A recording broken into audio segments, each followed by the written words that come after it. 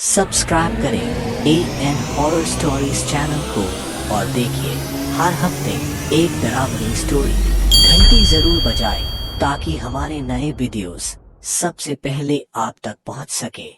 रहस्यमय store room. एक कहानी अशोक की है। उसने हमें खुद से ये कहानी लिखकर भेजी है। उसका कोई रहस्यमय घटना से सामना हुआ था। मुझे भूतों पर विश्वास नहीं है, ये कहना शायद आम बात लगेगी।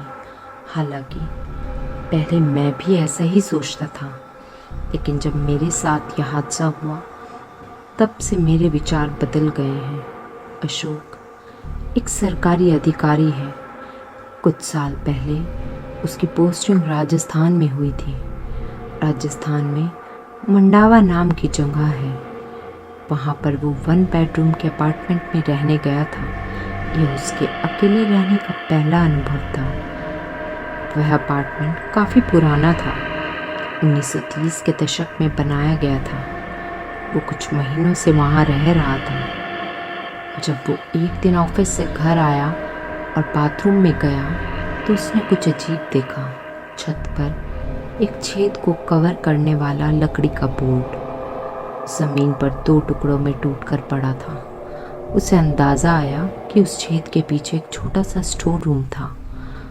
उसने टूटे हुए टुकड़ों की जांच की और लकड़ी का बोर्ड 1 इंच मोटा था और इसे तोड़ने के लिए स्वयं ब्रूस ली को लात मारनी पड़ती, इतना मोटा था।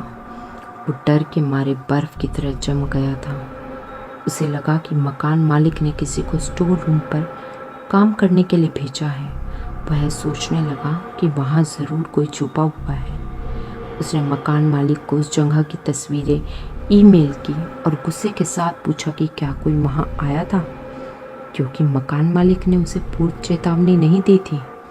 इस पर मकान मालिक का जवाब आया, जल्द से जल्द मुझे फ़ोन करें। उसने फ़ोन किया और मकान मालिक ने उसे बताया कि उसके पिछले 2 किराएदारों ने भी यही शिकायत की थी। उसने बोर्ड को बदलने का वादा किया और कुछ दिनों में उसने लकड़ी के बोर्ड को बदलवा दिया। 1 महीने के बाद एक रात करीब 3 बजे अचानक अशोक की नींद खुली। उसके रोंगटे खड़े हुए थे।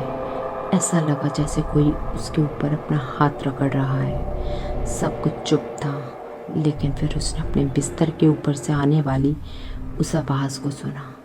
यह कुछ खींचने की आवाज़ थी, जैसे कोई आलू की बोरी खींच रहा हो। वो डर के मारे जम गया था। उसे लगा वहाँ कोई है। ये बात तय थी कि वहाँ कोई जानवर तो नहीं जा सकता। 5 मिनट के बाद उसने बिस्तर से उठकर बाथरूम तक जाने की हिम्मत जुटा ली। उसने अपने बचाव के लिए हाथ में क्रिकेट बैट लिया था। जब वह बाथरूम के पास गया, उसने देखा कि छेद को कवर करने वाला नया बोर्ड 2 टुकड़ों में टूट गया था। यह देखकर उसकी जान ही निकल गई। घसीटने की आवाज़ बंद हो गई थी, लेकिन उसने कुछ और सुना। फुसफुसाते हुए फुसफुसाने की आवाज़ स्पष्ट थी, स्टोर रूम से आ रही थी। यह बच्चों की आवाज़ की तरह लग रही थी और वो बच्चे एक ही वाक्य को बार बार दोहरा रहे थे, अब तुम्हारी बारी है, अब तुम्हारी बारी है। उसने अपना डर कम करने के लिए घर के सारे लाइट्स चालू कर दिए। सुबह के 5 बजे थे और बाहर अंधेरा था। उसने टीवी देखने की कोशिश की, लेकिन तभी टीवी का एक फ्यूज़ उड़ा।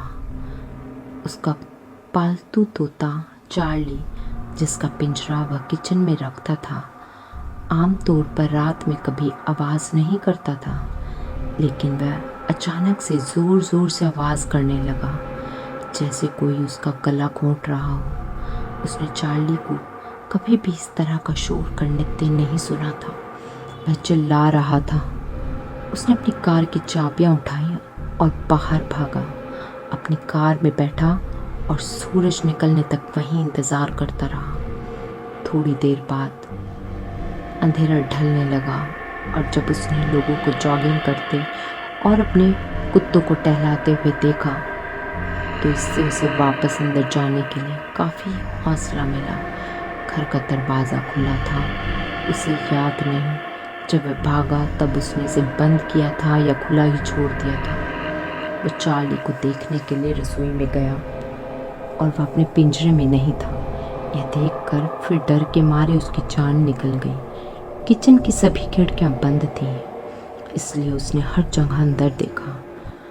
जब वो बाथरूम की तरफ गया तो उसने पानी के छपकने की आवाज़ें सुनाई दी। तो उसने हिम्मत करके अंदर झांक कर देखा तो चार्ली टॉयलेट में डूबा हुआ था। उसने उसे बाहर निकाला, उसे धोया और उसे सुखाया। वो बहुत डर के मारे उलझन में था। सुबह 8 बजे उसने मकान मालिक को फ़ोन किया और उसे देर रात की सारी घटनाएं बताई।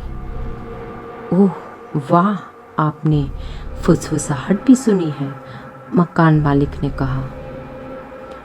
वह उस अपार्टमेंट में अगले 18 महीने तक रहा।